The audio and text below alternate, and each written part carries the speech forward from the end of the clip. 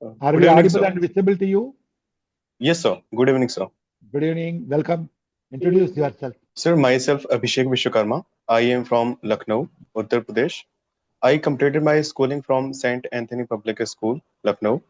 Thereafter, I pursued my graduation in economics from Banaras Hindu University. Also, political science and history were my subsidiary subjects. My hobbies are long distance cycling, reading books of popular science and dystopian genre, and my interests are exploring local food and culture. Why this dystopian game? Sir, it is dystopian genre of books. So particularly when I was in my first year and second year, I was having political science as my subject. It was Okay. subsidiary subject.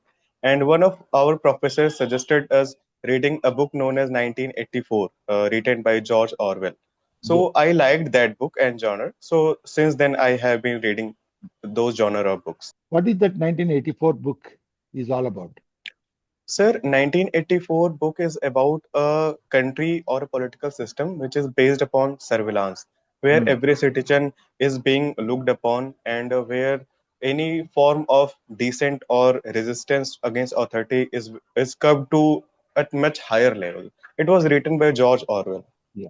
Is it talking about the dangers of capitalism or it is talking about the dangers of democracy? Sir, George Orwell wrote that book particularly criticizing, sir, communism. It was Hmm. about criticism of communism. Yes. However, sir, we can use it as a book which criticizes authoritarian regimes. There happen to be many authoritarian regimes across the globe. So it was a criticism of those. Yeah. Any ideology can become, any ideology can turn into a hegemonic, right? Yes, sir. When they go Yes, down. sir. Okay, fine. Back to our this thing. You studied in BHU. Yes, sir. Can you tell me the history of BHU? Sorry, sir. How did this BHU came into existence? Sir, Banaras Hindu University was Yeah. founded by Mahamana Madan Mohan Malviya. Uh, the vision behind setting up this university was there should be a national university which must provide education across all the domains from visual arts to performing arts, from science to medicine, from engineering to every other domain. So this was the vision behind establishing this university. Also, sir, uh, Miss Annie Besant was quite instrumental in the setting up of this university because she established a college known as Central Hindu College, and later this college became Banaras Hindu University. CASF is your first choice. What is its motto and mandate? Sir, its motto is protection and security. And the mandate is to protect the critical infrastructure which are very important for the economic security of our nation. I am a student of economics, so I am quite aware why economic security is very much necessary for the overall national security of this country. In fact, our first Prime Minister Pandit Jawaharlal Nehru said that these are the modern day temples of our India, these PSUs and other things. So this is the mandate of this organization, CISF. Okay. So we are going, the mandate is elaborating. Yes, Beyond the sir. Yes, industrial sir. security is now spreading other areas also. What are the new areas that are coming up? Sir, recently during Operation Sindoor and recent wars that are happening across the globe, they tell us the importance of drone security, cyber Hmm. security, and also the overall airport security framework. Because we are expanding highways, new hydropower dams are being created, airports are being built. So these are also expanding domains of CISF. Also, sir, recently through MMDR Act, the Home Ministry expanded the powers of CISF to arrest anybody which is acting against the law and order situation in coal mines areas. So these are the new expanding domains of CISF. The ASI is also employing them these days. Yes, sir. The Yes, sir. archaeological sites are also being managed by them. So, okay, Thank you, then sir, for the attending. critical, the protection of critical infrastructure today has become very critical because of various Yes, reasons. yes, sir. Can you explain that? Sir, nowadays, sir, modern day warfare targets those things which are very instrumental for the economic security of nation. So, for example, I will take the example of metro. Hmm. Let us take the example of Delhi Metro. Now, Delhi Metro operates upon a computer software.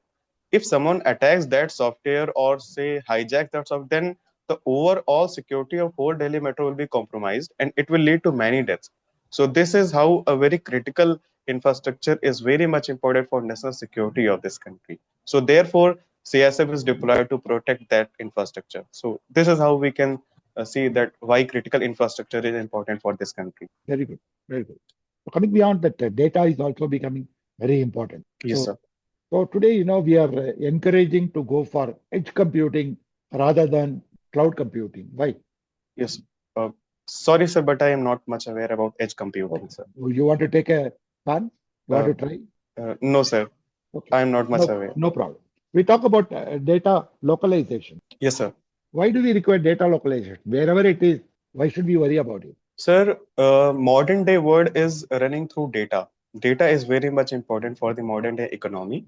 Okay. And when data is localized in our country, then the benefits arising out of this data will be Mm. very beneficial for our own national economy. Very Also, sir, it will be very much easier to regulate upon the information that is being processed out of that data. So this is why data localization is necessary. When the data localization thing is located outside our country, then its regulation is very much difficult. Also, sir, data can be misused for the data can be misused also. It can be very important for national security also. So this is how data localization can be helpful for us. very good. They call it as a data profiling. What is that profiling? Sir, may I take a guess for this? Yeah, sure. So, sir, I think sir, data profiling stands for categorization of data, that how it can be very beneficial for us. I think sir, this is data profiling. Like I can classify the data of a consumer of an online form by age, by profession, or by gender. So this is, I think, data profiling is. Data profiling, it can also be used for negative purposes. Yes, sir. It can be, sir. Can be. Yes, sir. Like suppose in case of an election, can I use it Yes. data profiling? Uh, yes, sir. It can be used for targeted advertisement or targeted manipulation of ideas. It can be used, I think, sir. This in this way we can use it. Very good. Recently, Anthropic, you are aware about Yes, sir. the AI, Anthropic cloud. They have introduced Mythos or Mythal. Yes, sir. So this My thoughts. Mythos is creating a hub in the world, in the entire world, and Yes, particularly sir. our government ministry, finance ministry, they came out with a warning. Particularly the fin sector and the bank, they said gave a warning. Why should we worry Yes, sir. about this Mythos? Sir, our different financial infrastructure, that is, what does digital finance structure operates upon certain software. Like, Hmm. sir, we have software like UPI, say, which is very much important for digital transactions. Now, there are certain loopholes in that software. So, if that loophole is captured by by an AI tool like Mythos, and this information lands in the hand of hackers, so this can be very detrimental for our financial and national security. So this is why the main concern is according to my thoughts. Very good. Thank you. Over to you, sir. Thank you. Thank you, sir. Yes, Abhishek, good evening. Good evening, sir. So 1984, you say dystopian genre novel, right? Yes, yes, sir. So do you think now it is dystopian or it is real? Sorry, sir, but can you please repeat the Now question? it is now, if you read it today and look around you, do Yes, you sir. think it is dystopian or it is real now? It's actually coming to life. Sir, George Orwell wrote this as a very futuristic novel, and regarding the current world which we are looking, we are definitely moving towards a like dystopian future where people are being really observed. However, sir, I believe in the power of people. They act as the safeguard against powers those who act against democracy. So I think, sir, it is not that real still. Even now, is Orwell's is not very real. Sir, we can see some components getting real, but overall, I think that is not very much authority. Some countries is still, like sir, North Korea, I think, sir, is the very much closer to 1984, sir. Hmm. It's only a difference of degree only then, because it's not only Uh, about now communism. uh, yes, sir. Sorry, sir, Hmm. but I am not much aware about that. Okay. So now you see, there is a lot of acrimony between political parties and political leaders in India, right? Yes, sir. So today there was an event happening in Chennai, Tamil Nadu. The CM, he went to meet call on rather to the previous CM. Okay, And sir. they met each other, hugged each other, and exchanged pleasantries. And means it's kind of new tradition. You think it's good for our democracy or Yes, sir, acrimony it is. politics? Sir, acrimony in politics, like enmity between the political parties, is not very good for the overall democratic health of this country. Sir, Mhm. I think outgoing CM can be a good teacher for the incoming chief minister. The new Mhm. chief minister can learn from the outgoing chief minister, because outgoing chief minister was definitely the CM for 5 years. So he must be having a lot of experience. So the new CM can definitely learn from him. Yes. Okay. Now tell me this exercise, special intensive revision. Yes, sir. Okay. Why this has become so controversial? Do you think really there are flaws in this particular exercise? Sir, a special intensive revision is being done by Election Commission of India to address certain so limitations that have occurred during the course of years. Because in the last 20 years or 30 years, many deaths have occurred. Some people have migrated from one place to another place. Some new people must have registered from new place to another place. So therefore, to address these type of limitations, an intensive exercise was ordered. However, sir, people and some political parties complained that some people were deliberately being deleted from the list. So the matter went on to Supreme Court of India, and Honorable Supreme Court of India ordered that uh, tribunal should be set up to address the hearings of those people who are claiming that their name has been uh, deleted illegitimately. So, sir, hearings are being done. So I think the matter will soon be resolved. But should Supreme Court be doing this? Because the responsibility of CEC. The why Supreme Court should step in? They should force CEC to be impartial and efficient. Yes, sir. Sir, I think the matter went on to Supreme Court of India because the question became about the citizenship also, that whether Election Commission of India has the power to determine the citizenship of the people who are being deleted. So I think the main question was that. Hmm. Yes, sir. Okay, tell me now many states are implementing this uniform civil code. Yes, sir. Are you aware? Yes, sir. I am aware. I think, sir, Uttarakhand is implementing UCC. And which other state? Sorry, sir, but I am aware about Uttarakhand only. Okay, do you think some of the provisions like registering live-in relationships, disclosing live-in relationships, etc., is a good step? Sir, the living relationship definitely provide a window for the upcoming couples to know each other better.